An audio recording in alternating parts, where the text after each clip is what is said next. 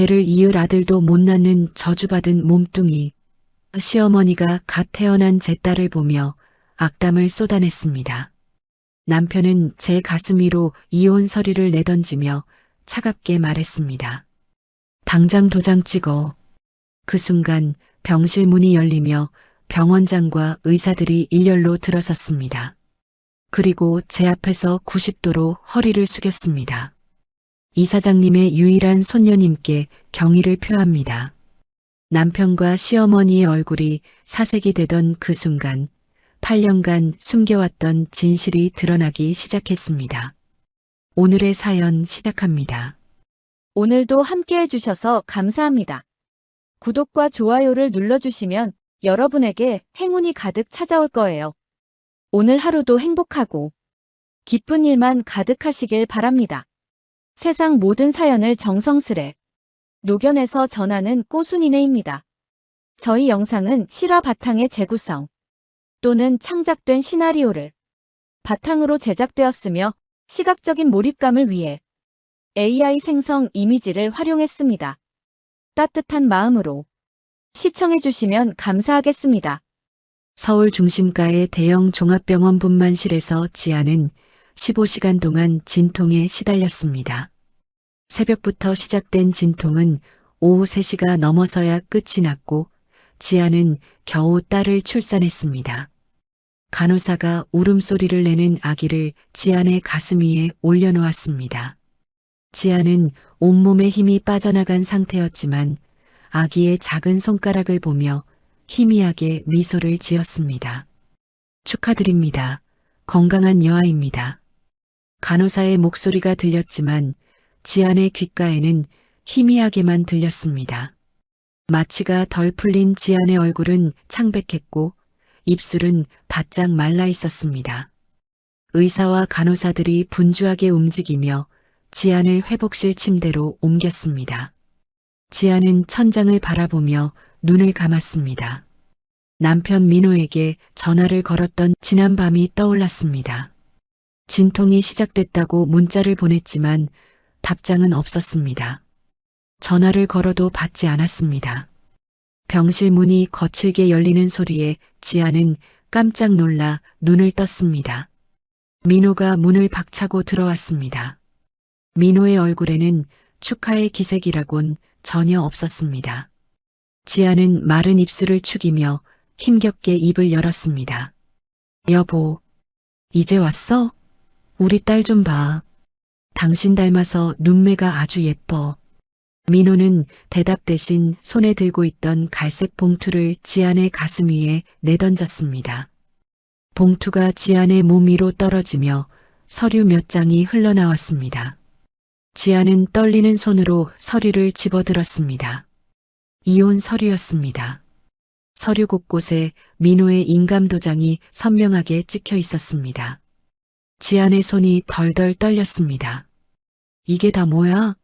지금 장난치는 거지? 지안이 떨리는 목소리로 물었습니다. 민호는 차갑게 내려다보며 말했습니다. 눈깔이 있으면 똑바로 봐. 이제 너랑은 끝이라고. 내 인생에서 너라는 오점을 확 지워버릴 거니까. 지금 무슨 소리를 하는 거야. 나 방금 애를 낳았어. 죽을 고비 넘기면서 내 딸을 낳았다고. 지안이 울먹이며 소리쳤습니다. 민호가 비웃듯 코웃음을 쳤습니다. 딸, 그까짓 계집애가 뭐가 중요해. 우리 집안대를 끊어놓으려고 작정했어? 아들도 못 낳는 게 어디서 소리를 질러. 바로 그때 병실 문이 다시 열리며 박 여사가 들어왔습니다. 박 여사는 민호의 어머니였고 지난 8년 동안 지안을 괴롭혀온 시어머니였습니다. 박 여사는 보온 침대에 누워있는 갓 태어난 아기에게 다가갔습니다. 아기의 얼굴을 확인한 박 여사의 표정이 일그러졌습니다. 에이 퇴, 계집애를 낳아놓고 어디서 큰 소리야? 저주받은 배뚱아리라더니 결국 쓸모없는 걸 싸질러 놨어. 박 여사가 혀를 차며 말했습니다. 지아는 침대에서 몸을 일으키려 했지만 기력이 없어 다시 주저앉았습니다. 어머니, 말씀이 너무하시잖아요. 이 아이 어머니 손녀예요. 어떻게 갓 태어난 애한테 그런 소리를 하세요. 지안이 떨리는 목소리로 외쳤습니다. 박 여사는 지안을 향해 손가락질을 했습니다. 누가 내 시어머니냐? 입 닥쳐. 손녀는 무슨 얼어 죽을 손녀. 우리 집안대 끊어먹으려고 작당한 여우 같은 년. 8년이나 등 따시고 배부르게 먹여 살려놨더니 고작 계집애 하나 낳고 유세야? 박 여사의 목소리가 병실 안을 가득 채웠습니다. 지안의 눈에서 눈물이 흘러내렸습니다. 아기가 울음을 터뜨렸습니다. 간호사가 서둘러 아기를 안아 달래려 했지만 박 여사가 손사래를 쳤습니다. 건드리지도 마. 재수 없으니까. 저런 거 키워봤자 남의 집 식구밖에 더 돼. 당장 치워버려. 민호가 지안에게 다가와 서류를 가리키며 말했습니다. 빨리 도장 찍어. 너 같은 고아 출신이랑 섞이는 것도 이제 신물나니까. 빈손으로 왔으니 빈손으로 꺼지는 게 순리 아니겠어? 위자료 줄 테니 깔끔하게 떨어져. 재산 분할은 없어. 네가 가진 거라곤 아무것도 없으니까. 민호가 차갑게 말을 이었습니다. 지안의 손이 주먹을 쥐었다 폈다 했습니다. 당신 진짜 악마구나. 8년 동안 내가 밤낮 없이 일해서 당신 회사 키운 거 잊었어? 내 피땀이 섞인 회사라고. 지안이 목이 쉰 목소리로 외쳤습니다. 민호가 비웃으며 말했습니다. 내 피땀? 웃기지 마. 회사가 큰 건 다 내 실력이고 내 운이야. 너는 그저 집 구석에서 밥이나 하던 식모였을 뿐이야. 어디서 감히 내 공을 내세워. 지안의 가슴이 철렁 내려앉았습니다. 회사 설립 초기 할아버지에게 무릎 꿇고 부탁해서 계약을 따낸 것도 밤새워 사업 계획서를 만든 것도 모두 지안이었습니다. 하지만 민호는 그 모든 것을 자신의 공으로 돌리고 있었습니다. 바로 그때 병실 문이 또 한 번 열렸습니다. 화려한 명품 가방을 든 젊은 여자가 들어왔습니다. 서희였습니다. 서희는 민호의 팔짱을 끼며 달콤하게 웃었습니다. 오빠 무슨 이혼 도장을 하루 종일 찍어요? 나 배고파 죽겠어. 이 퀴퀴한 냄새 나는 데서 빨리 나가요. 서희의 목소리가 병실 안에 울려 퍼졌습니다. 지안은 서희를 보며 온몸이 얼어붙는 것 같았습니다. 서희가 지안을 내려다보며 배를 쓰다듬었습니다. 그런데 그 뱃속에서 무언가가 어색하게 움직였습니다. 나는 아들을 가졌거든요. 당신처럼 쓸모없는 딸년이 아니라 이 집안 기둥이 될 귀한 아들. 그러니까 이제 그만 주제 파악하고 꺼져 주실래요? 서희가 일부러 크게 말했습니다. 박 여사가 서희를 보며 환하게 웃었습니다. 아유, 우리 귀한 새아기 왔니? 어서 와라. 몸도 무거운데 뭐하러 여기까지 왔어. 내가 금방 저 물건 치워버릴 테니 조금만 참아라. 박 여사는 서희의 손을 잡으며 극진히 챙겼습니다. 반면 지안에게는 눈길조차 주지 않았습니다. 지안의 심장이 터질 것처럼 뛰었습니다. 8년 동안 헌신했던 모든 순간이 주마등처럼 스쳐 지나갔습니다. 매일 새벽 4시에 일어나 제사 음식을 준비하던 일, 바닥을 손걸레로 닦다가 손가락이 다 부르터던 일, 첫 아이를 유산했던 그날 밤의 고통까지 모든 것이 한순간에 배신으로 돌아왔습니다. 박 여사가 지안을 향해 소리쳤습니다. 병원비 아까우니까 오늘 밤 안으로 짐 싸서 당장 나가. 이 계집애도 네가 데리고 꺼져. 내 아들 앞길 막지 말고. 네가 있을 자리는 이제 없어. 지안은 이를 악물었습니다. 분노가 치밀어 올랐지만 아직 몸을 가눌 힘조차 없었습니다. 복도에서 구두 소리가 들려왔습니다. 묵직하고 위압적인 발소리였습니다. 병실 문이 천천히 열렸습니다. 흰 가운을 입은 최 병원장과 각 진료과 교수들 10여 명이 일렬로 서서 들어왔습니다. 민호가 어리둥절한 표정으로 물었습니다. 뭐야?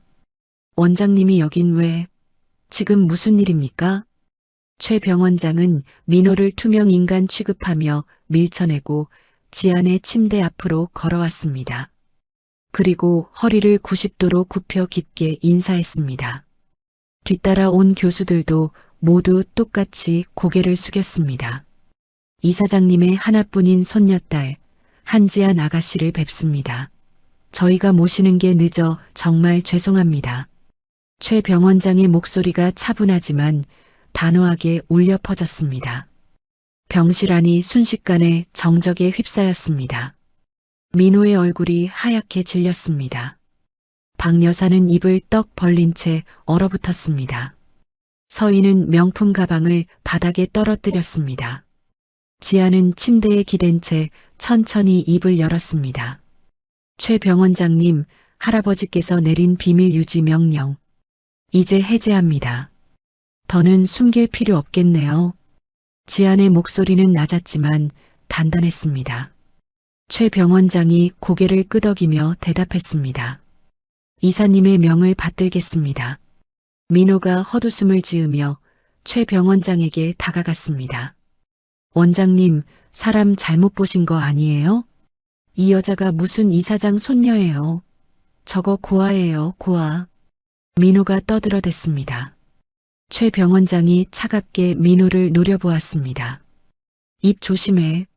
이 병원뿐만 아니라 재단 산하 5개 병원의 주인이신 한만수 이사장님의 유일한 핏줄이 바로 이분이시다.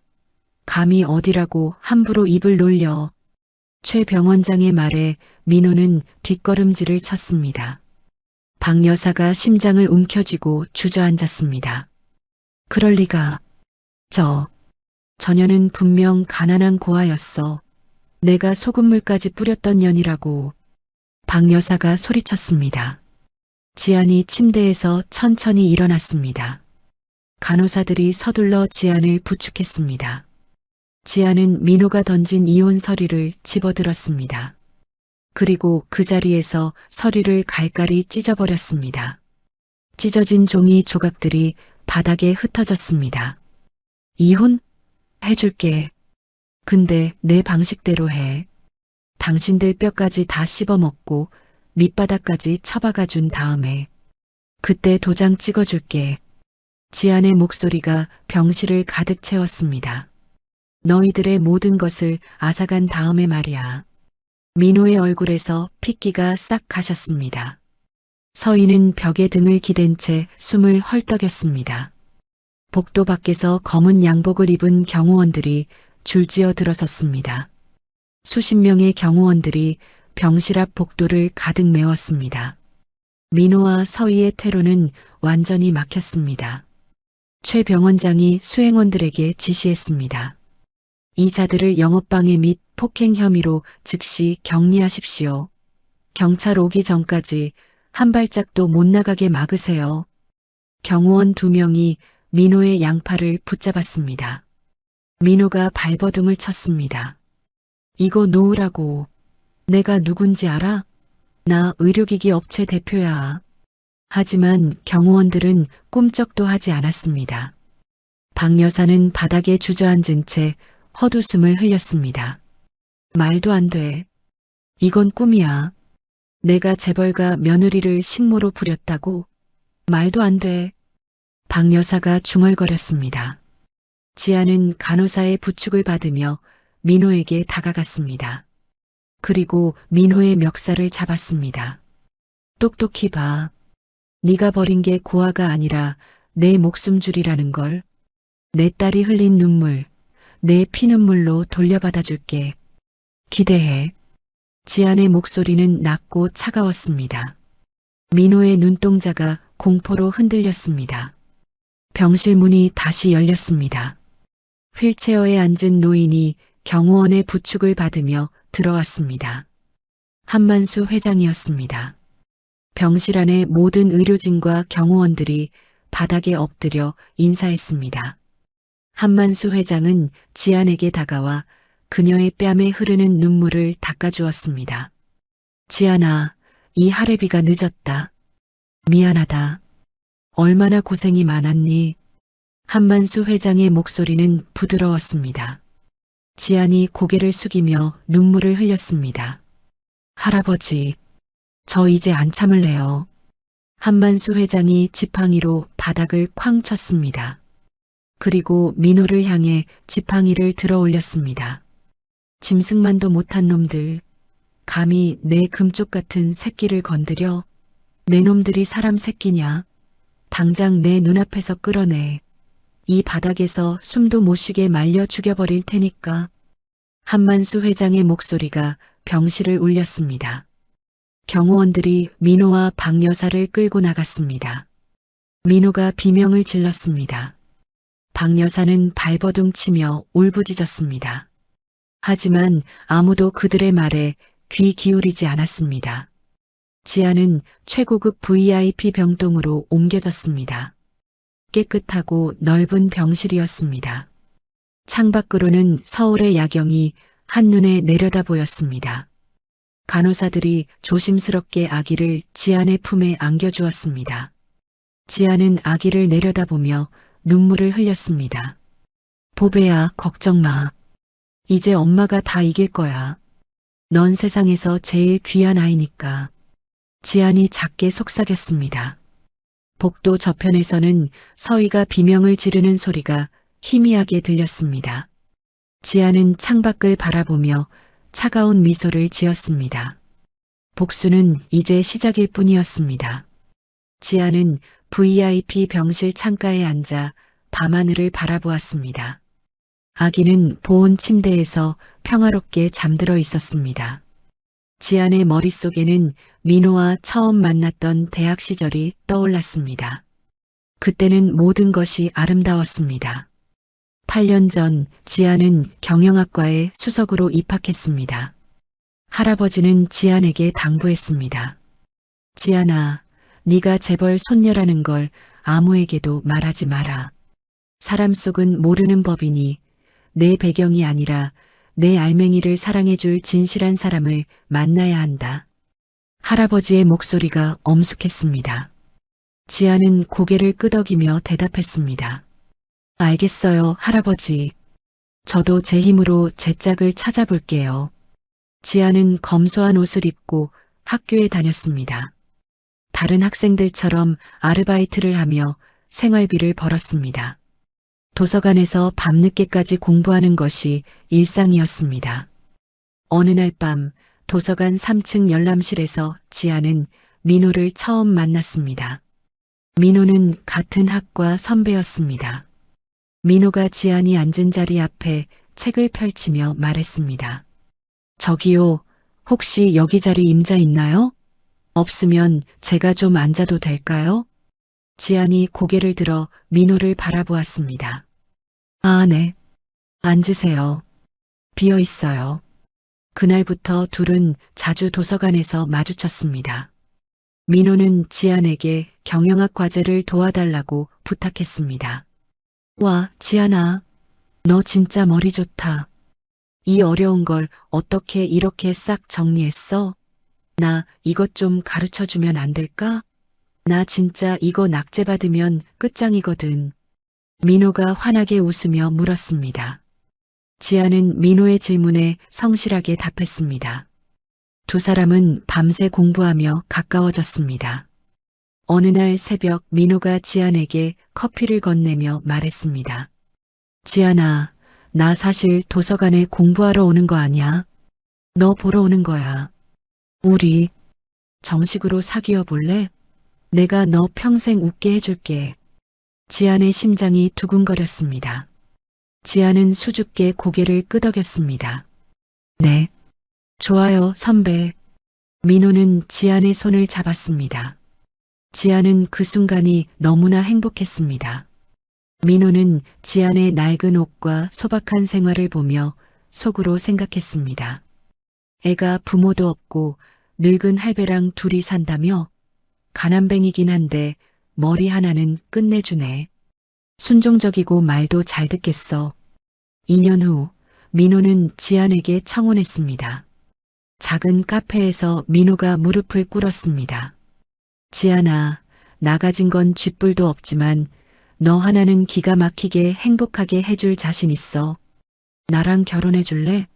내 옆에서 나 좀 도와줘. 민호의 목소리는 달콤했습니다.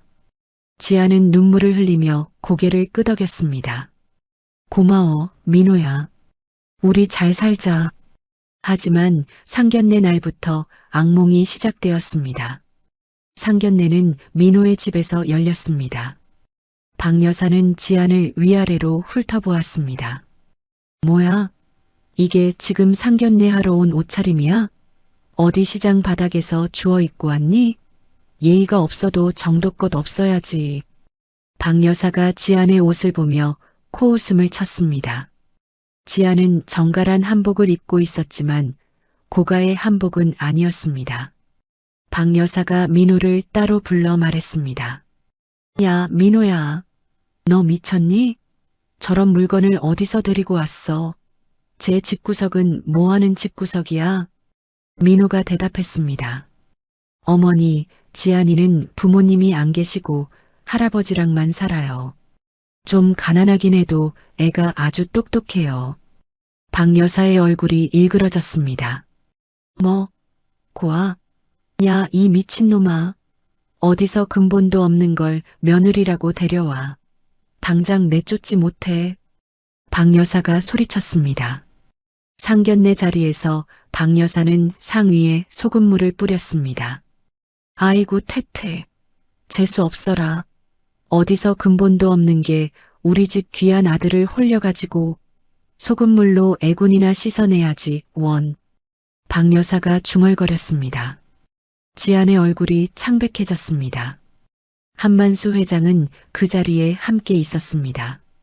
회장은 주먹을 불끈 쥐었지만 지안이 조용히 손을 잡았습니다. 할아버지, 제발 참아주세요. 저 이 사람 사랑해요. 제가 들어가서 잘하면 어머니도 마음 돌리실 거예요. 지안이 작게 속삭였습니다. 회장은 참을 수 없는 분노를 억누르며 고개를 끄덕였습니다. 결혼 후 지안은 민호의 사업을 돕기 시작했습니다. 민호는 의료기기 회사를 차리고 싶어 했습니다. 지안아, 나 이번에 의료기기 사업 한번 제대로 해보고 싶어. 너 경영학과 수석이잖아. 네가 계획서 좀 싹 뽑아주면 안 될까? 우리 성공해서 너 호강시켜줄게. 민호가 기대에 찬 눈으로 물었습니다. 지안은 밤새워 사업 계획서를 작성했습니다. 시장 조사부터 재무 계획까지 모든 것을 혼자 만들었습니다. 민성메디가 설립되었습니다. 하지만 초기 자금과 거래처가 문제였습니다. 지안은 할아버지를 찾아갔습니다. 회장의 서재에서 지안은 무릎을 꿇었습니다. 할아버지, 염치 없는 거 알지만 제 남편 좀 도와주세요. 저 사람 정말 열심히 하거든요. 지안이 고개를 숙이며 말했습니다. 회장이 한숨을 쉬었습니다. 지안아, 그놈이 정말 너한테 잘해주긴 하냐? 내 눈엔 영 미덥지가 않아서 그런다. 회장의 목소리에는 걱정이 가득했습니다. 지안이 고개를 끄덕였습니다. 네, 할아버지. 민호는 정말 좋은 사람이에요. 제 진심이에요. 회장은 마지못해 고개를 끄덕였습니다. 알았다. 정 내 뜻이 그렇다면 내가 중간에 컨설팅 회사 하나 만들어서 뒤로 밀어주마. 하지만 내 이름은 절대 내지 마라. 민성메디는 대형 병원과 납품 계약을 따냈습니다. 민호는 자신의 능력이라고 믿었습니다. 하하, 맞지 지안아? 내 실력이 이 정도야. 대형 병원들이 나를 알아보고 알아서 계약하자고 달려들잖아. 이제 나 강민호의 시대가 온 거라고. 민호가 샴페인을 터뜨리며 외쳤습니다. 지안은 쓸쓸하게 웃었습니다. 민호는 자신이 할아버지의 도움으로 성공했다는 사실을 전혀 몰랐습니다. 사업이 성공하자 민호는 변했습니다. 밤마다 술자리에 나갔습니다. 집에 들어오는 시간은 점점 늦어졌습니다. 어느 날 새벽 3시 민호가 술 냄새를 풍기며 집에 돌아왔습니다. 지안이 현관에서 민호를 맞이했습니다. 여보, 지금이 몇 시야? 연락도 안 되고 걱정했잖아. 지안이 조심스럽게 물었습니다. 민호가 지안을 팩 밀쳐냈습니다. 아, 귀찮게 진짜. 너 내가 밖에서 돈 벌어오니까 아주 우습게 보이지? 집구석에서 밥이나 처먹는 주제에 어디서 간섭이야. 저리 비켜. 민호의 목소리는 차갑고 거칠었습니다. 지아는 벽에 등을 부딪히며 비틀거렸습니다. 박 여사의 학대는 날로 심해졌습니다. 매일 새벽 4시 박 여사는 지안을 깨웠습니다. 야, 안 일어나? 지금이 몇 시인데 처자고 있어. 오늘 제삿날인 거 몰라? 당장 나와서 나물 볶고 전 부쳐. 박 여사가 지안의 방문을 발로 쾅쾅 찼습니다. 지안은 눈을 비비며 일어났습니다. 부엌에서 혼자 제사 음식을 준비했습니다. 전을 부치고 나물을 무치고 탕을 끓였습니다. 손가락이 기름에 데이고 칼에 베었지만 지안은 참았습니다. 제사가 끝나면 박 여사는 지안에게 바닥 청소를 시켰습니다. 걸레질 똑바로 안 해? 무릎 딱 꿇고 힘줘서 닦으란 말이야. 어디서 요령을 피워? 박 여사가 소리쳤습니다. 지아는 무릎을 꿇고 바닥을 닦았습니다. 손가락 마디마디가 부르트고 피가 났지만 박 여사는 아랑곳하지 않았습니다. 어휴, 근본 없는 것들은 가르쳐도 이 모양이라니까. 너 같은 걸 며느리라고 들인 내 팔자가 상팔자지. 박 여사가 지안을 보며 혀를 찼습니다. 첫 임신은 지안에게 희망이었습니다. 지안은 떨리는 손으로 임신 테스트기를 들었습니다. 2줄이었습니다. 지안은 민호에게 달려가 말했습니다. 여보, 우리한테 천사가 왔어. 우리 아기 생겼대. 하지만 민호의 반응은 차가웠습니다. 아기? 어휴, 귀찮게. 뭐 아들이면 좋겠네. 우리 집안대는 이어야 하니까. 민호는 그 말만 남기고 다시 휴대폰을 보았습니다. 박 여사는 임신 소식을 듣고도 지안을 혹독하게 부렸습니다. 임신이 유세니? 배 조금 나왔다고 노닥거릴 생각 마. 이번 김장은 200폭이다. 네가 다 저리고 버무려야 해. 박 여사가 명령했습니다. 지안이 조심스럽게 말했습니다. 어머니, 저 지금 입덧도 심하고 초기라 안정이 필요하대요. 조금만 줄여주시면 안 될까요? 박 여사가 지안의 뺨을 착 하고 세차게 때렸습니다. 어디서 말대꾸야. 너 지금 나 가르치니? 시키면 시키는 대로 할 것이지. 어디서 건방지게 입을 놀려. 지안의 뺨이 빨갛게 부어올랐습니다. 지안은 한겨울 마당에서 배추를 절였습니다. 찬바람이 칼날처럼 얼굴을 때렸습니다. 손은 꽁꽁 얼어붙었습니다. 그러다 갑자기 배가 쥐어짜듯 아프기 시작했습니다. 어머니, 배가 너무 아파요. 살려주세요. 지안이 울먹이며 말했습니다. 박 여사가 냉정하게 대답했습니다. 엄살 좀 부리지 마. 그거 조금 했다고 죽니? 다 끝내고 들어가서 쉬어. 하지만 지안은 결국 마당에서 쓰러졌습니다. 하혈이 시작되었습니다. 지안은 구급차에 실려 병원으로 갔습니다. 의사가 차분하게 말했습니다. 유산되었습니다. 지안은 천장을 바라보며 하염없이 눈물을 흘렸습니다. 민호가 병원에 도착했습니다. 민호는 지안을 위로하지 않았습니다. 야, 너 진짜 쓸모없다. 애 하나 제대로 못 지켜서 이 난리를 피워? 돈만 날리고 진짜. 너 같은 걸 내가 왜 만났을까? 민호가 차갑게 내뱉었습니다. 지안의 가슴이 무너졌습니다. 박 여사는 유산의 책임을 지안에게 돌렸습니다. 이게 다 내 정성이 부족해서 그런 거야. 조심성 없이 몸을 놀리니까 애가 떨어지지. 칠칠치 못한 년. 박 여사가 소리쳤습니다.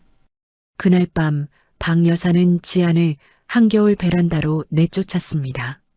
거기서 찬바람 좀 쐬면서 반성해. 집안의 귀한 자손을 죽인 죄가 얼마나 큰지 똑똑히 깨달으란 말이야. 박 여사가 베란다 문을 덜컥 잠갔습니다. 지아는 얇은 옷 한 장으로 추위에 떨며 밤을 보냈습니다. 그 무렵 민호는 서희를 만났습니다. 의료 박람회에서였습니다. 서희는 화려하고 야심찬 여자였습니다. 민호는 서희에게 푹 빠져들었습니다. 지아나, 나 이번에 중요한 계약 때문에 해외 출장 간다. 일주일 정도 걸릴 거야. 민호가 거짓말을 했습니다. 사실 민호는 서희와 크루즈 여행을 떠났습니다. 서희는 지안에게 일부러 발신자 제안 문자를 보냈습니다.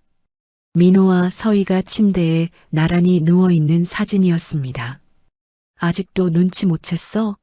늙고 돈 없는 당신은 이제 유통기한 끝이야. 곧 버려질 테니까 마음 준비나 해.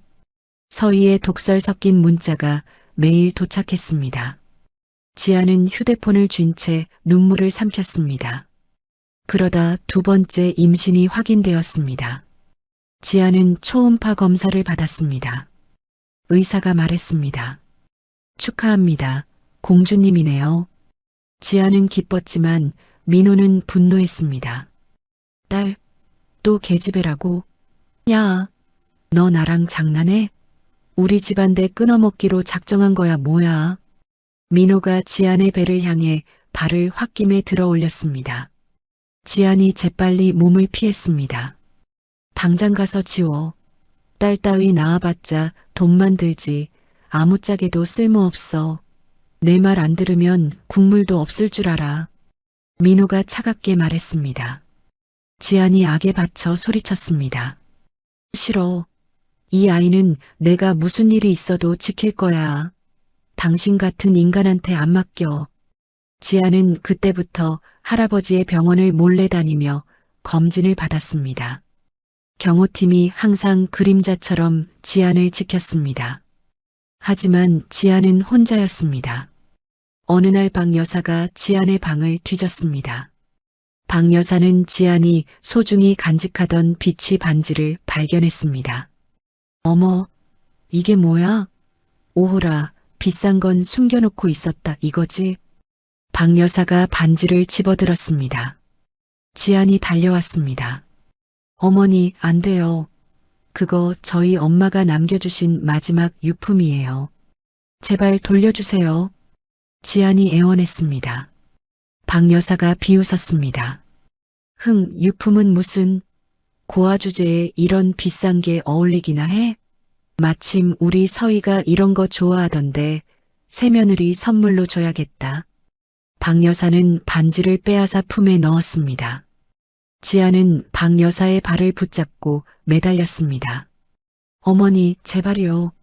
그거 없으면 저 죽어요. 제발 돌려주세요. 지안이 울부짖었습니다. 박 여사가 굽 높은 구두로 지안의 손등을 꽉 밟아버렸습니다. 어디서 더러운 손으로 내 발을 잡아. 이 근본 없는 게 정말 보자 하니까. 지안의 손등에서 피가 배어 나왔습니다. 박 여사는 침을 뱉고 방을 나갔습니다. 지아는 당장이라도 이혼하고 싶었지만, 하지만 그때 민호가 할아버지의 요양 자금을 사업비로 몰래 빼돌린 정황을 발견했습니다.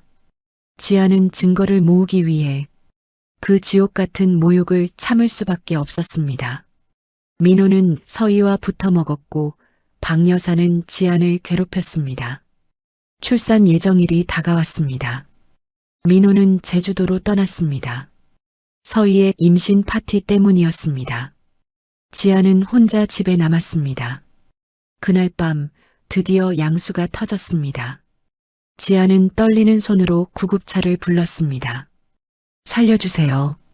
저 지금 진통이 출산할 것 같아요. 지안의 목소리가 떨렸습니다. 병원에 도착한 지안은 원무과에서 카드를 꺼냈습니다.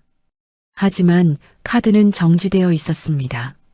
민호가 미리 손을 써둔 것이었습니다. 지안의 눈에서 좌절의 눈물이 흘렀습니다.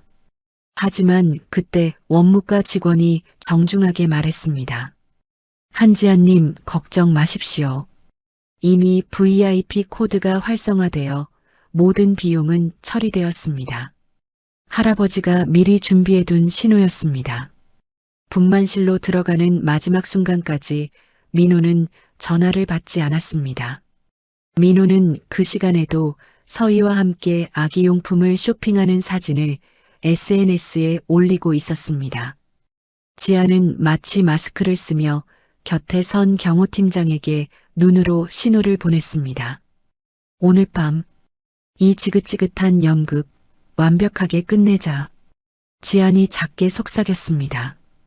복수는 이제 눈앞에 있었습니다. 이튿날 아침 8시, 지안은 VIP 병실 침대에 앉아 태블릿을 받았습니다. 할아버지의 비서실장 윤비서가 공손하게 인사했습니다. 아가씨, 명령하신 대로 민성메디의 모든 자금줄을 꽉 틀어쥐었습니다.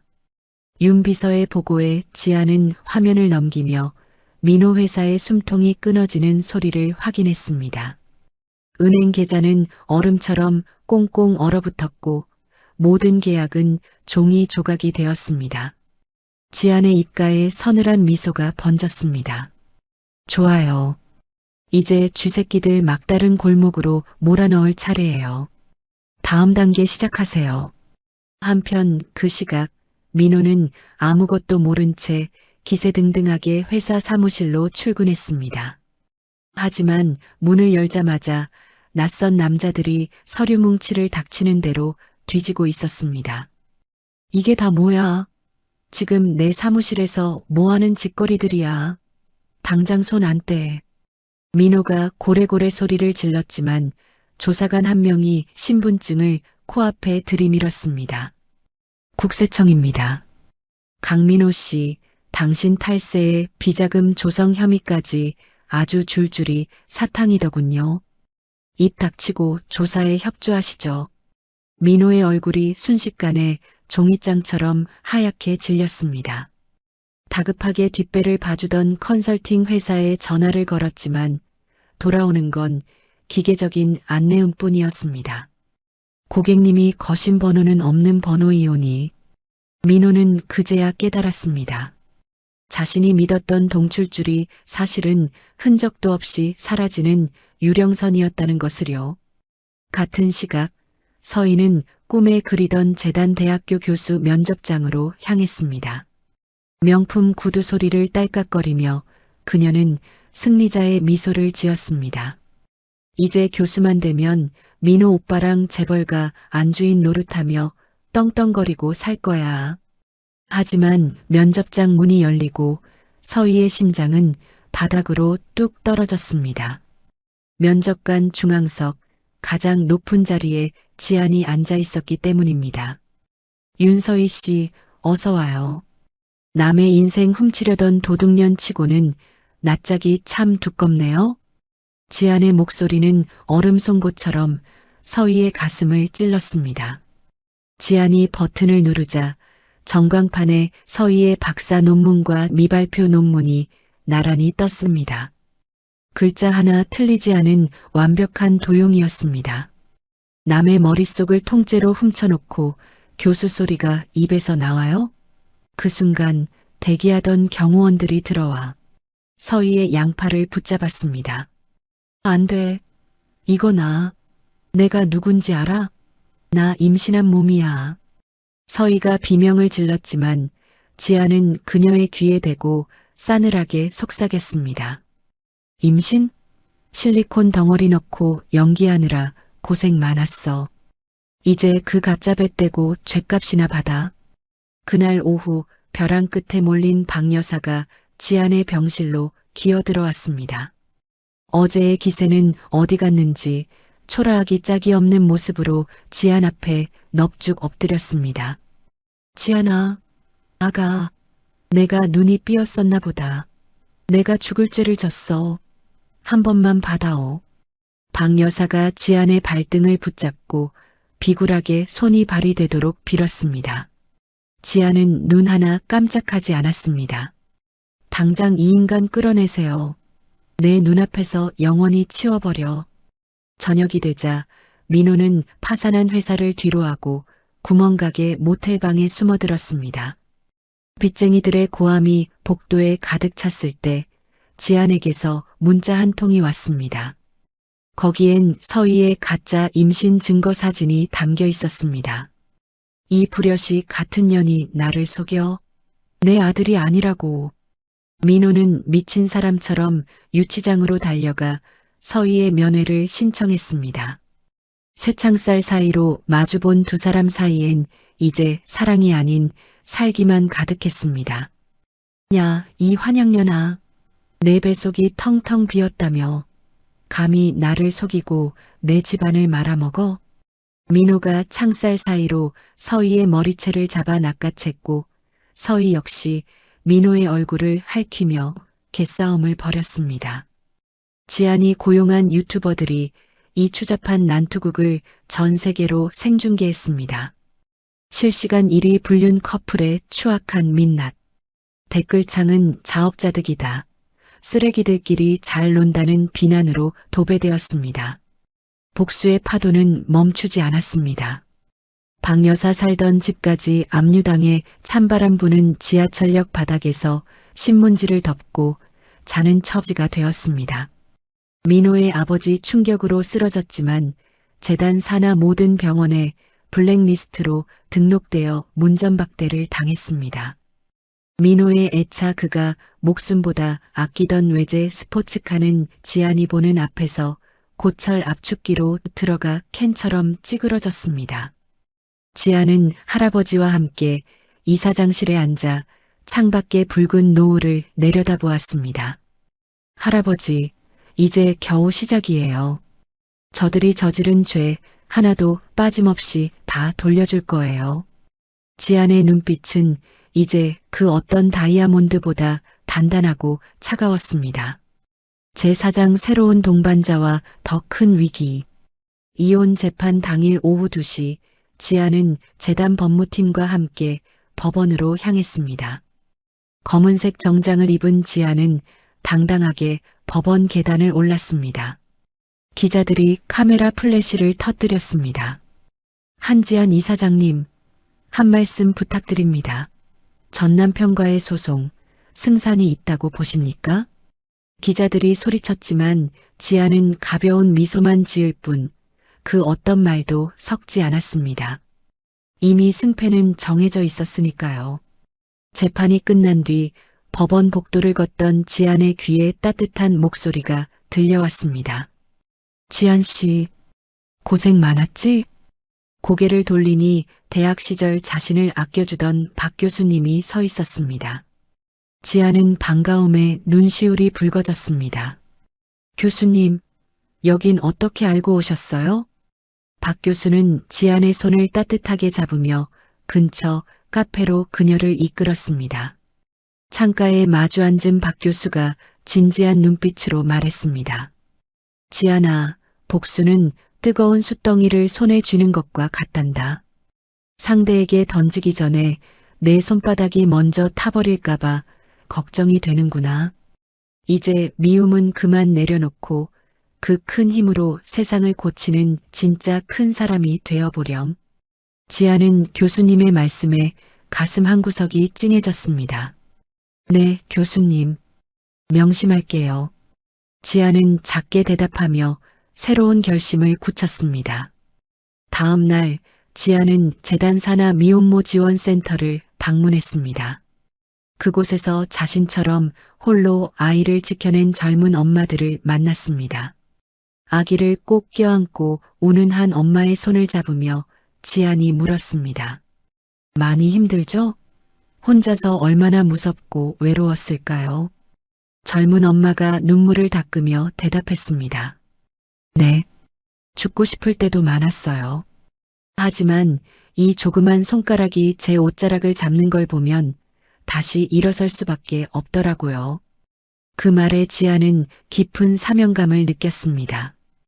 그래, 내가 받은 복을 이 사람들에게 돌려줘야겠다. 지안의 눈에 새로운 의지가 타올랐습니다. 재단 사무실로 돌아온 지안 앞에 새로운 법률 자문을 맡은 태준 변호사가 나타났습니다. 훤칠한 키에 냉철한 눈빛을 가진 그는 지안에게 두꺼운 서류 뭉치를 내밀었습니다. 이사장님, 그놈들이 숨겨둔 구린 뒷구멍을 찾아냈습니다. 조세 회피처에 무려 200억 원을 빼돌려놨더군요. 쥐새끼처럼 참 알뜰하게도 훔쳐갔습니다. 지안의 눈이 날카롭게 빛났습니다. 200억이나요? 정말 대단한 도둑놈들이네요. 태주는 여기서 그치지 않고 더 충격적인 소식을 전했습니다. 그런데 이사장님, 진짜 몸통은 따로 있었습니다. 기업 사냥꾼이라 불리는 정 회장이 강민호 배우에서 재단을 통째로 먹으려고 입을 벌리고 있어요. 아주 굶주린 하이에나 같은 인간입니다. 지안의 표정이 굳어졌습니다. 하지만 태주는 지안의 옆으로 다가가 든든하게 말했습니다. 걱정 마십시오. 제가 이사장님의 방패가 되어드리겠습니다. 정 회장 그 노예한 여우를 잡으려면 제가 직접 그놈의 머릿속으로 들어가야겠습니다. 제가 이중 스파이가 되어 놈들의 심장부를 도려내겠습니다. 지안과 태주는 완벽한 연기를 시작했습니다. 재단 복도에서 일부러 크게 소란을 피운 것이죠. 태준 변호사, 당신 내 밑에서 일하기 싫어? 당장 내 눈앞에서 사라져. 해고야. 지안의 호통에 태주는 분노한 척 짐을 싸서 나갔습니다. 소문은 발없는 말이 되어 정 회장의 귀에 들어갔고 태주는 정 회장의 비밀 사무실을 찾아갔습니다. 회장님, 저 한지안 그 계집애한테 토사구팽당했습니다. 놈의 재단을 무너뜨릴 내부 기밀, 제가 다 가지고 왔습니다. 저를 써주시겠습니까? 정 회장은 의심의 눈초리를 보냈지만 태준이 건넨 정교한 가짜 기밀 서류를 보고는 탐욕스러운 미소를 지었습니다. 허허, 한지안이가 제 발등을 찍었구먼. 좋아, 자니가 우리 승리의 1등 공신이 되어보게나. 한편 보석으로 풀려난 민호와 박 여사는 곰팡내 나는 지하 단칸방에서 신세 한탄을 하고 있었습니다. 민호는 불어터진 라면을 먹으며 눈을 부릅떴습니다. 지안이 2년. 내가 다시 이사장실에 앉는 날 내 발가락 사이에 끼어서 빌게 만들어줄 테다. 정 회장님만 믿으면 다시 내 세상이야. 박 여사는 구석에 웅크려 앉아 배고프다, 아들아. 라며 넋이 나간 소리를 중얼거렸습니다. 화려했던 시어머니의 모습은 간데없고 욕심만 남은 노파의 모습뿐이었습니다. 주주총회 전날 밤 할아버지는 건강이 악화되어 병원에 입원하게 되었습니다. 지안은 할아버지의 병실을 찾았습니다. 할아버지는 의식 없이 산소줄에 의존해 숨을 쉬고 있었습니다. 할아버지, 보고 계시죠? 내일이면 우리 재단을 노리는 하이에나들을 단칼에 베어버릴 거예요. 지안이, 이제 정말 다 컸어요. 지켜봐 주세요. 어두운 밤하늘 아래 폭풍전야의 정적이 흘렀습니다. 하지만 지안의 곁에는 태준이 보내온 정 회장의 치명적인 비리 장부가 든든하게 자리 잡고 있었습니다. 최후의 결전은 이제 내일이었습니다. 제5장 주주총회의 폭풍. 주주총회 당일 아침 8시 지안은 눈부시게 흰 정장을 입었습니다. 거울 앞에 선 지안의 눈빛은 서슬 퍼런 칼날처럼 차갑고 단단했습니다. 비서가 문을 두드렸습니다. 이사장님, 차량 준비되었습니다. 이제 가실 시간입니다. 지안이 짧게 고개를 끄덕였습니다. 재단 본관 앞은 이미 수백 명의 취재진으로 인산인해를 이뤘습니다.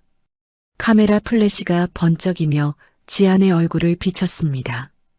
지안은 당당하게 본관 계단을 올랐습니다. 이사장님, 오늘 회의만 통과되면 물러나실 겁니까? 한 말씀만 해주시죠. 기자들이 소리를 질러댔지만 지아는 그저 여유로운 미소만 지을 뿐 대답하지 않았습니다. 진짜 대답은 잠시 후 강당에서 할 예정이었으니까요. 주주 총회장인 5층 대강당은 긴장감이 터질 듯 팽팽했습니다. 정 회장과 민호는 맨 앞줄에 앉아 승리자의 거드름을 피우고 있었습니다. 정 회장이 민호에게 비열하게 속삭였습니다. 민호 씨, 오늘만 지나면 이 거대한 재단이 우리 손바닥 안에 들어오는 거야. 자네, 이제 다시 사장 소리 듣겠구먼. 민호는 입이 귀에 걸릴 듯 웃으며 입장하는 지안을 향해 다가갔습니다. 그리고 지안의 귀에 대고 비릿한 숨을 내뱉으며 속삭였습니다. 지안아, 좋은 말 할 때 내려와라. 다시 옛날처럼 지하 단칸방 가서 고생하고 싶지 않으면 말이야. 너 이제 곧 알거지 될 일만 남았어. 지아는 민호를 벌레 보듯 차갑게 쳐다봤지만 대꾸할 가치도 없다는 듯 그를 지나쳐 단상으로 향했습니다. 사회자가 마이크를 잡았습니다. 오늘 안건은 한지안 이사장 해임안입니다. 정 회장이 기다렸다는 듯 발언권을 얻어 단상 앞으로 나섰습니다. 그는 주주들을 향해 핏대를 세우며 외쳤습니다. 주주 여러분, 저 한지안 이사장은 재단을 지 개인 놀이터로 알고 제멋대로 휘두르고 있습니다. 우리 소중한 주식을 종이 쪼가리로 만들 이 여자를 당장 끌어내야 합니다. 찬성하시죠?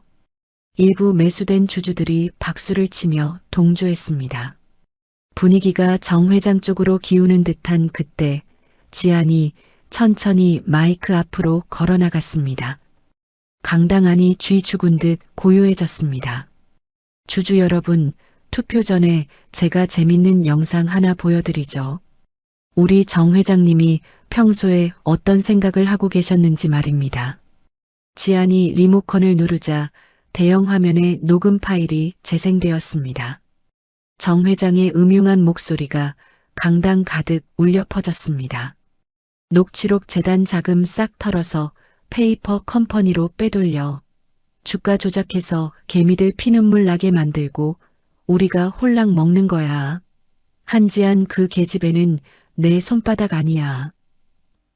강당은 순식간에 아수라장이 되었습니다. 정 회장은 얼굴이 흙빛이 되어 소리쳤습니다. 에이, 이건 조작이야. 사기라고. 저 계집애가 가짜를 만든 거야.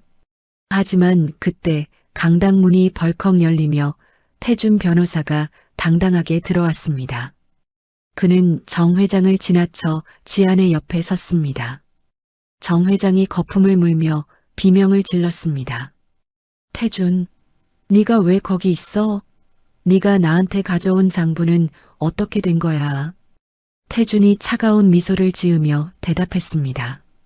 정 회장님, 그동안 제 연기 보느라 고생 많으셨습니다. 당신 같은 악질 사냥꾼 밑에서 일하느라 저도 참 구역질 났거든요. 진짜 장부는 이미 검찰청에 가 있습니다. 그 순간 강당 양쪽 문이 열리고 검찰 수사관들이 들이닥쳤습니다.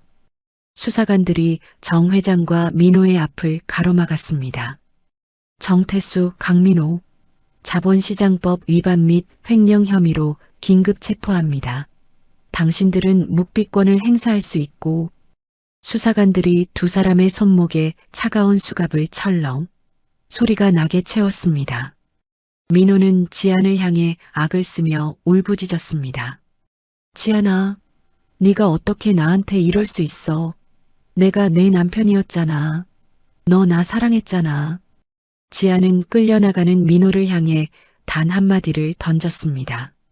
사랑? 당신이 그 단어를 입에 담는 것조차 내 딸한테 미안해. 남은 인생 감옥에서 썩으면서 똑똑히 기억해. 네가 버린 게 뭔지. 민호와 정 회장은 비명을 지르며 질질 끌려나갔습니다. 지안은 다시 주주들을 향해 단호하게 선포했습니다. 불법 자금으로 매집한 주식의 의결권은 무효입니다. 이제 이 재단은 주인 없는 하이에나들의 소굴이 아니라 진짜 필요한 사람들을 위한 곳으로 다시 태어날 것입니다. 주주총회가 끝난 뒤 지아는 기자회견장에 섰습니다. 수백 명의 기자 앞에서 그녀는 8년 동안 가슴에 묻어두었던 피눈물 나는 사연을 공개했습니다. 저는 8년간 시댁의 종이었습니다. 첫 아이를 유산하게 만든 그 가혹한 노동과 학대를 저는 이제 용서하지 않겠습니다. 이 땅에 다시는 저 같은 피해자가 나오지 않도록 갑질 근절을 제 경영의 제1원칙으로 삼겠습니다. 지안의 당당한 목소리에 기자들이 기립박수를 보냈습니다. 지안은 이제 복수의 화신을 넘어 이 시대의 정의로운 여성 경영자로 우뚝 섰습니다. 기자회견이 끝난 후 경찰이 지안에게 작은 봉투 하나를 건넸습니다. 그 안에는 박 여사가 가로챘던 어머니의 비치 반지가 들어 있었습니다. 지안은 떨리는 손으로 반지를 씻어내고 손가락에 끼웠습니다. 엄마, 이제야 제가 제자리를 찾았어요. 지안은 눈시울이 붉어졌지만 울지 않았습니다. 이제 그녀의 앞날에는 승리와 평화만이 있을 테니까요. 감옥 창살을 긁으며 후회하는 민호와 서희, 지하철역 바닥을 전전하는 박 여사의 비참한 모습은 이제 지안의 눈에 들어오지 않았습니다. 지안은 태준과 함께 옥상 정원에 서서 붉은 노을을 바라보았습니다. 태준 씨, 고마워요. 이제 정말 다시 시작할 수 있을 것 같아요. 지안의 환한 미소와 함께 승리의 태양이 그녀를 비추고 있었습니다. 제6장 딸의 병과 새로운 시련. 화려한 승리가 있은 지 한 달 후 지안은 평화로운 아침을 맞이했습니다. 아침 7시 지안은 딸 보배의 방으로 들어갔습니다. 하지만 보배는 평소와 달리 축 늘어져 있었습니다. 지안이 보배의 이마에 손을 대었습니다. 불덩이처럼 뜨거웠습니다. 보배야, 정신 좀 차려봐. 엄마 봐, 보배야. 지안의 목소리가 사정없이 떨렸습니다. 보배는 숨을 가쁘게 헐떡이며 힘겹게 울음을 터뜨렸습니다. 지안은 즉시 구급차를 불렀고 보배는 재단병원 응급실로 긴급 이송되었습니다. 의사들이 벌떼처럼 달려들어 분주하게 움직였습니다. 지안은 응급실 밖 복도에서 가슴을 쥐어뜯으며 기다렸습니다. 1시간 후 담당 의사가 나왔습니다. 의사의 표정이 돌처럼 무거웠습니다. 이사장님, 따님의 상태가 생각보다 훨씬 심각합니다. 지안의 다리가 후들거려 벽을 짚었습니다. 그게 무슨 말씀이세요? 우리 보배, 그냥 감기 아니었나요? 지안이 떨리는 목소리로 물었습니다. 의사가 차트를 펼치며 무겁게 입을 뗐습니다. 정밀 검사 결과 아주 고약한 희귀 유전병이 발현되었습니다. 강민호 씨 집안에만 대대로 내려오는 특수 혈액 면역 질환입니다. 이놈의 병이 하필 지금 보배의 몸을 갉아먹기 시작했습니다. 지안의 눈앞이 캄캄해졌습니다. 지안은 중환자실 유리창 너머로 보배를 바라보았습니다. 작은 몸에 수많은 관이 연결되어 있고 인공호흡기가 기계 소리를 내며 억지로 숨을 불어넣고 있었습니다. 지안은 유리창에 손을 대고 피눈물을 흘렸습니다. 보배야, 미안해. 엄마가 그 더러운 피를 물려받게 해서 정말 미안해. 엄마가 어떻게든 살려낼게. 너 죽게 안 내버려둬. 의사가 지안에게 조심스럽게 해결책을 제시했습니다. 이 병을 고칠 방법은 단 하나입니다. 생물학적 부친, 즉 강민호 씨의 골수가 반드시 필요합니다. 유전자가 일치하는 골수 없이는 아무리 큰 돈을 써도 아이를 살릴 길이 없습니다. 의사의 말에 지안의 가슴은 천갈래 만갈래 찢어지는 것 같았습니다. 소식은 쥐도 새도 모르게 구치소까지 퍼졌습니다. 수감 중이던 민호는 이 비극을 기회로 삼았습니다. 민호는 변호사를 통해 지안에게 뱀처럼 차가운 메시지를 보냈습니다. 지안아, 내 딸 살리고 싶지? 그럼 골수값으로 현찰 200억이랑 이사장 자리 내놔. 싫으면 내 딸이랑 같이 순장이라도 하든가. 메시지를 읽은 지아는 휴대폰을 바닥에 떨어뜨렸습니다. 곁을 지키던 태준이 지안의 어깨를 꽉 잡았습니다. 이사장님, 정신 차리셔야 합니다. 저놈은 지금 아이의 생명을 가지고 노름을 하려는 겁니다.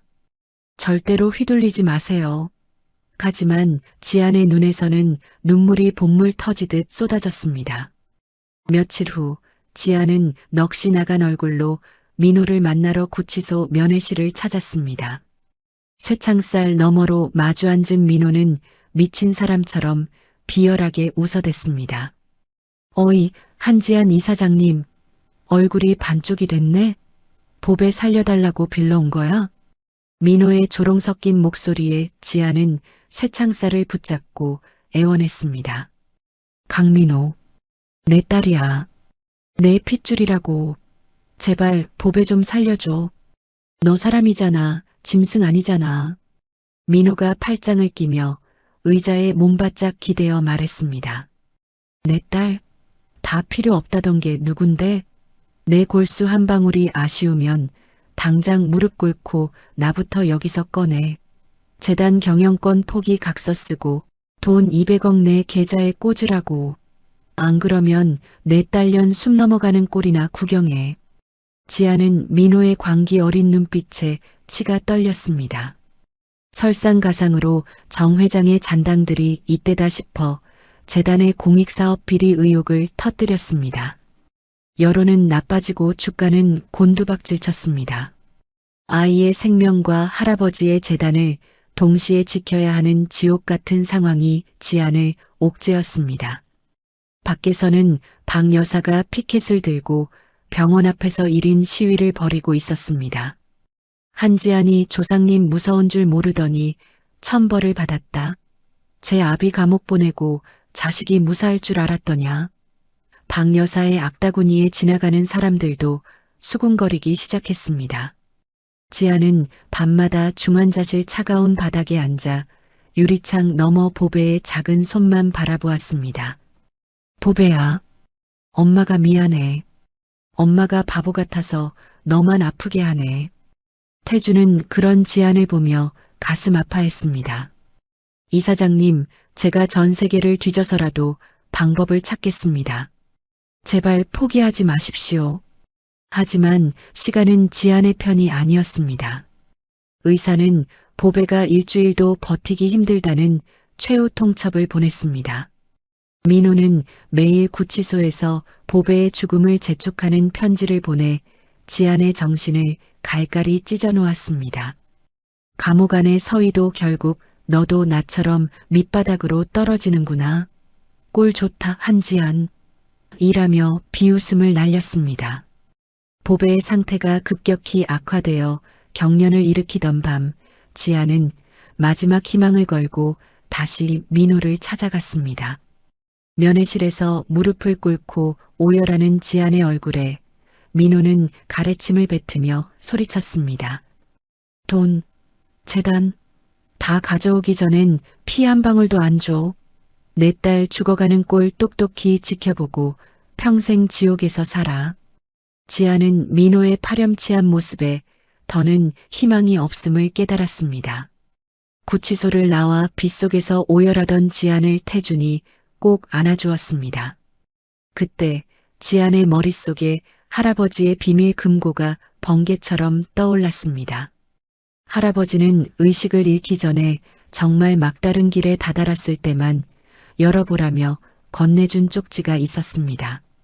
지아는 재단 본관으로 달려가 금고를 열었습니다. 그곳엔 독일 줄기세포 연구소의 연락처와 할아버지의 친필 메모가 있었습니다. 지안아, 세상에 넘지 못할 벽은 없다. 이 할애비가 내 등 뒤에 있음을 잊지 마라. 폭우가 쏟아지는 밤, 지안은 태준과 함께 떨리는 손으로 전화를 걸었습니다. 여보세요. 독일이죠? 제발 제 딸 좀 살려주세요. 어떤 대가를 치러도 좋습니다. 제 딸만, 제 보배만 살려주세요. 지안의 오열이 빗소리에 섞여 울려 퍼졌습니다. 중환자실에서 보배의 심장 박동기가 위태로운 소리를 낼 때 지안의 귓가에는 할아버지의 목소리가 들리는 듯 했습니다. 지안아, 고개 들어라. 넌 한만수의 손녀다. 너는 결코 혼자가 아니야. 지안은 눈물을 닦고 일어섰습니다. 지안의 눈빛에는 다시는 꺾이지 않을 복수와 구원의 불꽃이 무섭게 타오르기 시작했습니다. 제7장 기적과 완벽한 복수. 다음 날 새벽 5시 인천공항에 전용기 한 대가 착륙했습니다. 독일에서 온 유전자 가위 시술팀이었습니다. 한만수 회장이 보낸 전용기였습니다. 의료진 5명이 황급히 공항을 빠져나왔습니다. 재단병원으로 향하는 구급차가 사이렌을 울렸습니다. 지안은 병원 로비에서 의료진을 맞이했습니다. 독일 의료진의 책임자가 지안에게 다가왔습니다. 한지안 이사장님이십니까? 책임자가 독일어 억양이 섞인 한국어로 물었습니다. 지안이 고개를 끄덕이며 대답했습니다. 네, 제가 한지안입니다. 제발, 제 목숨을 가져가도 좋으니 우리 보배 좀 살려주세요. 선생님만 믿겠습니다. 지안의 목소리는 간절함으로 가슴을 후벼 팠습니다. 책임자가 지안의 손을 꽉 잡으며 안심시켰습니다. 걱정 마십시오, 이사장님. 독일 최고의 기술로 기적을 보여드리겠습니다. 굳이 그 파렴치한 부친의 골수가 없어도 됩니다. 이사장님의 혈액만 있다면 그 속에 섞인 나쁜 유전자만 싹둑 잘라내서 보배 양을 살려낼 수 있습니다. 지안의 눈에 번쩍하고 희망의 불꽃이 튀었습니다. 지금 당장 시작해주세요. 제 피를 다 뽑아가도 좋습니다. 당장요. 지안이 외쳤습니다. 수술 준비가 일사천리로 시작되었습니다. 지안은 수술실 옆 처치실로 들어갔습니다. 간호사가 지안의 팔에 굵은 주사바늘을 꽂았습니다. 지안의 피가 천천히 체열백으로 흘러들었습니다. 지안은 이를 악물고 고통을 견뎌냈습니다. 태준이 유리창 너머로 지안을 바라보았습니다. 태준의 눈에도 눈물이 맺혔습니다. 3시간에 걸친 체열이 끝났습니다. 지안은 창백한 얼굴로 침대에 누웠습니다. 의사가 지안에게 링거를 연결했습니다. 이사장님, 무리하셨습니다. 이제 눈 좀 붙이고 쉬셔야 합니다. 의사가 걱정스럽게 말했지만 지안은 고개를 가로저었습니다. 아니요, 선생님. 우리 보배 눈 뜨는 거 보기 전엔 눈 못 감아요. 저 좀 일으켜주세요. 수술실 앞으로 갈래요. 태준이 달려와 지안을 부축했습니다. 이사장님, 제 어깨 잡으세요. 제가 끝까지 옆에 있겠습니다. 태준의 목소리가 따뜻하게 지안을 감싸 안았습니다. 보배의 수술이 시작되었습니다. 수술실 앞 대기실에서 지안과 태준이 기다렸습니다. 시간은 피를 말리듯 천천히 흘러갔습니다. 6시간이 지났습니다. 마침내 수술실 문이 열리고 독일 의료진이 나왔습니다. 책임자가 마스크를 벗으며 환하게 미소 지었습니다. 이사장님, 수술 아주 잘 됐습니다. 이제 보배 양 몸속엔 나쁜 병균이 발붙일 곳이 없어요. 완벽한 성공입니다. 그 말에 지안은 다리가 풀려 주저앉으며 짐승 같은 울음을 터뜨렸습니다. 아이고, 보배야. 살았구나. 우리 강아지 살았어. 태준이 지안을 꼭 안아주며 함께 눈물을 흘렸습니다. 보배는 중환자실에서 회복실로 옮겨졌습니다. 지안은 보배의 침대 옆에 앉았습니다. 보배의 얼굴에 발그레하게 혈색이 돌기 시작했고 숨소리도 고르게 안정되었습니다. 지안은 보배의 작은 손을 잡고 속삭였습니다. 보배야, 엄마가 이겼어. 그 나쁜 인간들 도움 없이도 우리 보배 지켜냈어. 이제 아프지 말자, 내 새끼. 보배의 손가락이 지안의 손을 꽉 쥐듯 살짝 움직였습니다. 지아는 안도의 눈물을 펑펑 쏟았습니다. 민호는 구치소에서 이 소식을 들었습니다. 민호의 변호사가 면회를 왔습니다. 강민호 씨 따님이 기적적으로 회복했답니다. 변호사가 차갑게 말하자 민호의 얼굴이 험악하게 일그러졌습니다. 뭐, 그게 무슨 귀신 신나락 까먹는 소리야. 내골 수 없으면 그 기집애는 죽는다고 했잖아. 지안이 그년이 지금 연극하는 거지? 변호사가 한심하다는 듯 서류를 내밀었습니다. 꿈 깨세요. 한지안 이사장이 독일 전용기까지 불러서 최첨단 치료를 끝냈습니다. 이제 당신 골수는 걔한테 줘도 안 먹는 쓰레기가 됐단 말입니다. 민호는 당황하며 다시 비굴하게 협상을 시도했습니다. 아니 변호사님, 지안이한테 다시 말 좀 잘해줘요. 내가 잘못했다고. 하지만 변호사가 민호의 말을 딱 잘랐습니다. 늦었습니다. 태준 변호사가 당신이 아이 목숨으로 협박한 녹취록 싹 다 검찰에 넘겼어요. 당신 이제 협박죄까지 추가돼서 감옥에서 늙어 죽을 준비나 하쇼. 민호는 미친 사람처럼 벽을 주먹으로 치며 절규했습니다. 지아는 건강을 회복하자마자 긴급 주주 총회를 소집했습니다. 재단 대강당에 주주들이 구름처럼 모였습니다. 지안이 단상에 올라 날카로운 서리를 펼쳤습니다. 주주 여러분, 우리 재단을 뒤흔들고 비리 의혹을 퍼뜨린 쥐새끼들이 누군지 오늘 이 자리에서 낱낱이 밝히겠습니다. 지안의 서슬 퍼런 목소리에 강당이 쩌렁쩌렁 울렸습니다. 화면에는 정 회장과 반대 세력 이사들이 뒷돈을 주고받는 추잡한 영상이 그대로 나타났습니다. 증거가 워낙 명확해 주주들이 사방에서 욕설을 내뱉었습니다. 지안이 도끼 어린 눈으로 이사들을 쏘아붙였습니다. 당신들이 인간이야?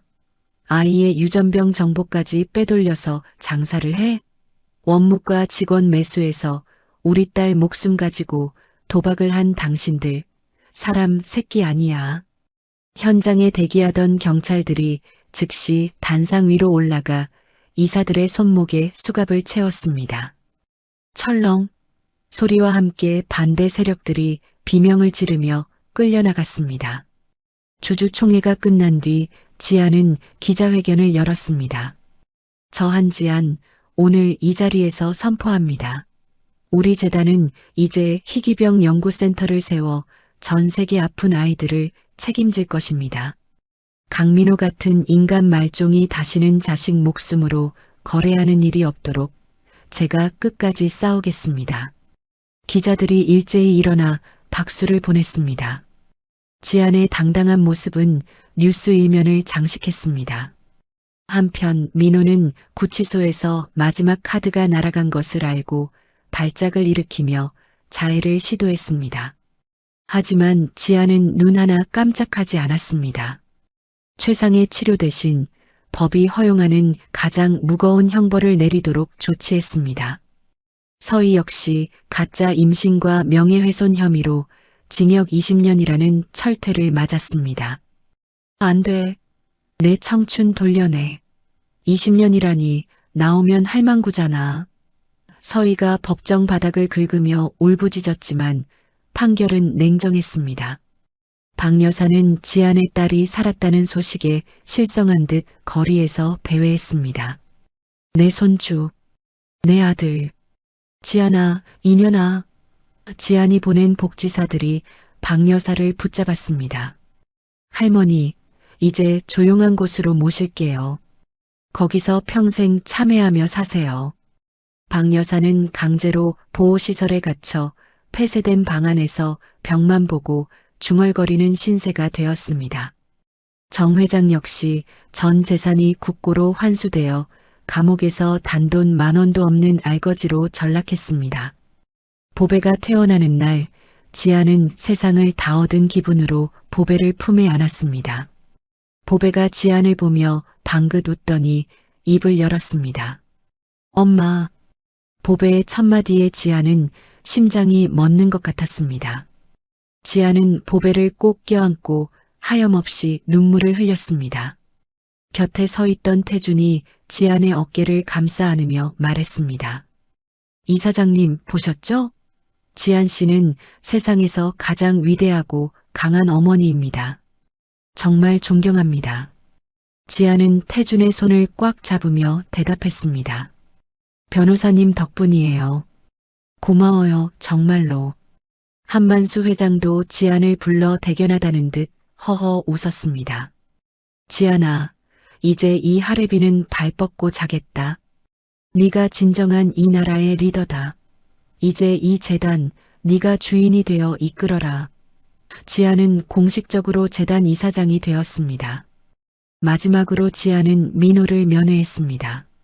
쇠창살 너머 꾀죄죄한 모습의 민호와 마주 앉은 지안이 얼음장 같은 목소리로 내뱉었습니다. 강민호 잘 들어. 이제 내 딸 몸엔 내 더러운 피는 단 한 방울도 안 흘러. 독일 의사들이 내 흔적을 아주 깨끗이 도려냈거든. 이제 우린 피 한 방울 안 섞인 완전한 남남이야. 알았어? 민호가 유리창을 두드리며 비명을 질렀습니다. 지안아, 내가 잘못했어. 한 번만 면회 와줘. 제발. 하지만 지안은 뒤도 돌아보지 않고 면회실을 나왔습니다. 눈부신 햇살이 쏟아지는 병원 광장. 지안은 태준과 함께 수많은 사람 앞에 섰습니다. 우리는 이제 인류를 치유하는 세계 최고의 재단으로 거듭나겠습니다. 정의가 살아있다는 것을, 사랑이 이긴다는 것을 보여드리겠습니다. 지안의 우렁찬 선포에 우레와 같은 박수가 터져나왔습니다. 지안의 눈동자엔 더 이상 슬픔이 없었습니다. 오직 딸을 지켜낸 승리자의 찬란한 광채만이 빛나고 있었습니다. 1년 후 봄, 벚꽃이 눈처럼 흩날리는 4월의 어느 날이었습니다. 지아는 옛 시댁이 있던 자리를 찾았습니다. 민호와 박 여사가 살며 지안을 식모보다 못하게 구박했던 그 지옥 같은 저택은 흔적도 없이 사라졌습니다. 그 자리에는 새로운 건물이 우뚝 서 있었습니다. 현판에는 지안 쉼터라는 글씨가 정겹게 새겨져 있었습니다. 미혼모 자립센터였습니다. 지안은 건물을 올려다보며 깊은 숨을 들이쉬었습니다. 개관식 날 수백 명의 사람들이 구름처럼 모였습니다. 지안은 화려한 명품 대신 소박한 흰색 셔츠와 청바지를 입었습니다. 센터 정문 앞에서 테이프 커팅식이 열렸습니다. 지안이 가위로 테이프를 자르자 우레와 같은 박수가 터져 나왔습니다. 지안은 센터 안으로 들어가 여성들을 맞이했습니다. 과거 자신과 같은 처지에 놓인 여성들이었습니다. 지안은 한 명 한 명의 손을 따뜻하게 잡았습니다. 언니, 동생들, 이제 걱정 마요. 여기가 우리 집이고 우리가 다 식구예요. 이제 누가 뭐래도 기죽지 말고 당당하게 살자고요. 지안의 진심 어린 목소리에 여성들은 참았던 눈물을 터뜨렸습니다. 고마워요, 이사장님. 정말 고마워요. 지안은 그들을 꼭 안아주며 함께 울고 웃었습니다. 그 시각 교도소에서는 민호가 땀을 뻘뻘 흘리며 강제 노역 중이었습니다. 푸른 죄수복을 입은 민호는 산더미 같은 식판을 닦으며 설거지를 하고 있었습니다. 벽에 걸린 TV에서 지안의 개관식 뉴스가 흘러나왔습니다. 민호는 멍하니 TV 속 환하게 웃는 지안을 바라보았습니다. 저게 정말 지안이라고? 민호는 믿기지 않는 듯 숟가락을 바닥에 툭 떨어뜨렸습니다. 옆에 있던 덩치 큰 죄수가 민호를 툭 쳤습니다. 야, 강민호, 너 지금 일 안 하고 멍 때리냐? 여기가 내 집 안방인 줄 알아? 빨리빨리 안 닦아. 민호는 겁에 질려 고개를 푹 숙이고 다시 손이 부르트도록 설거지를 시작했습니다. 동료 죄수들은 민호를 향해 낄낄거리며 손가락질했습니다. 재벌가 사위 노릇하더니 꼴 좋네. 민호는 비참한 눈물을 흘리며 불어터진 밥을 입으로 밀어 넣었습니다. 서희는 정신병동 하얀 방에 갇혀 있었습니다. 서희는 침대에 누워 초점 없는 눈으로 천장을 바라보았습니다. 그녀는 여전히 자신이 재벌가 안주인이라는 망상 속에 살고 있었습니다. 여보, 민호 오빠, 나 오늘 이사장 취임식 가야 해. 내 명품 가방 어디 있어? 내가 이 나라 최고의 사모님이라고. 서희가 허공에 손짓하며 소리를 질렀습니다. 간호사가 알약을 가져오자 서희는 소리를 지르며 약그릇을 엎어버렸습니다. 이게 어디라고 감히 약을 가져와. 나 이사장이야. 당장 무릎 꿇지 못해. 간호사들이 달려와 서희를 제압하자 서희는 비명을 지르며 바닥을 긁어댔습니다. 화려함을 쫓던 그녀의 손톱은 피로 물들어 있었습니다. 보호시설에 있는 박 여사는 치매가 심해져 자기 이름도 잊어버린 상태였습니다. 박 여사는 매일 복도를 배회하며 누군가를 애타게 찾았습니다. 지안아, 지안아, 내가 밥 다 차려놨다. 지안아, 내가 미안했다. 나 좀 받아오. 박 여사가 벽을 잡고 울부짖었지만 돌아오는 건 차가운 메아리뿐이었습니다. 요양보호사가 박 여사를 방으로 데려가려 하자 박 여사는 아이처럼 엉엉 울었습니다. 우리 지안이가 나 안 본대요. 내가 잘못했다고 전해줘요. 박 여사는 창밖을 보며 의미 없는 말들을 중얼거리며 늙어갔습니다. 제주도의 푸른 바다가 보이는 별장에서 한만수 회장은 평화로운 노후를 보냈습니다. 회장은 정원에서 증손녀 보배와 함께 나비를 쫓으며 놀고 있었습니다. 보배는 어느덧 건강하게 자라 아장아장 걷는 2살배기가 되었습니다. 증조할부지, 나 잡아봐라. 보배가 방긋 웃으며 달려오자 회장은 껄껄 웃으며 보배를 번쩍 안아 올렸습니다. 아이고, 우리 강아지. 이 하레비가 우리 보배 때문에 회춘하겠다. 허허. 회장은 매주 지안에게 지안아, 너는 내 평생의 자랑이다. 늘 지금처럼 당당하게 살 거라 하는 격려의 편지를 보냈습니다. 태주는 지안의 곁에서 그림자처럼 그녀를 지켰습니다. 재단의 대표 변호사로서 그리고 지안의 가장 든든한 동반자로서 말이죠. 어느 날 저녁 업무를 마친 태준이 지안의 이사장실로 들어왔습니다. 이사장님, 오늘 일 끝. 이제 한지안 씨로 돌아갈 시간입니다. 우리 보배 기다리는데 퇴근하시죠? 태준의 다정한 말에 지안이 환하게 웃었습니다. 고마워요, 태준 씨. 태준 씨 없었으면 나 정말 힘들었을 거예요. 두 사람은 서로를 마주보며 깊은 신뢰의 미소를 나눴습니다. 매달 첫째 주 일요일, 지안은 부모님의 묘소를 찾았습니다. 묘비 앞에 고운 카네이션을 놓으며 지안은 무릎을 꿇고 앉았습니다. 아버지, 어머니, 저 이제 정말 행복해요. 이제 더 이상 누구를 미워하지도 누구 때문에 울지도 않아요. 우리 보배, 제가 아주 예쁘고 바르게 키울게요. 시원한 봄바람이 지안의 머리카락을 부드럽게 쓰다듬었습니다. 마치 부모님이 지안의 어깨를 토닥여 주시는 것 같았습니다. 과거 지안을 고아라고 무시했던 동창들이 줄을 서서 연락해 왔지만 지안은 단호하게 거절했습니다. 가식적인 관계에 쏟을 시간은 1초도 없어요. 지안은 이제 진짜 소중한 것이 무엇인지 아는 여인이었습니다. 어느 화창한 오후 지안은 태준과 함께 한강변을 산책했습니다. 보배는 태준의 손을 잡고 깡충깡충 뛰며 즐거워했습니다. 아저씨, 저기 멍멍이 봐요. 멍멍이가 꼬리 흔들어요. 태준이 허리를 숙여 보배의 눈을 맞추며 웃었습니다. 그래, 보배야. 우리 보배가 더 예쁘게 웃네. 지안은 그 모습을 보며 가슴이 벅차올랐습니다. 지안이 태준에게 다가가 나직이 말했습니다. 태준 씨, 저 이제 정말 자유로워요. 가슴속에 응어리가 하나도 없어요. 그때 태준이 주머니에서 작은 상자를 꺼내 지안 앞에 섰습니다. 상자 안에는 햇살보다 눈부신 반지가 들어 있었습니다. 지안 씨, 이제 이사장님 말고 내 아내로, 그리고 우리 보배 엄마로 평생 내 옆에 있어 줄래요? 내가 당신 그림자가 되어서 평생 지켜줄게요.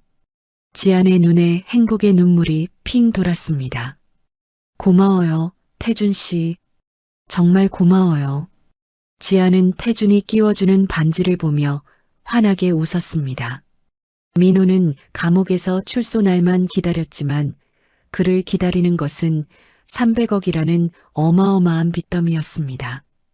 변호사가 보여준 서류를 본 민호는 바닥에 주저앉았습니다.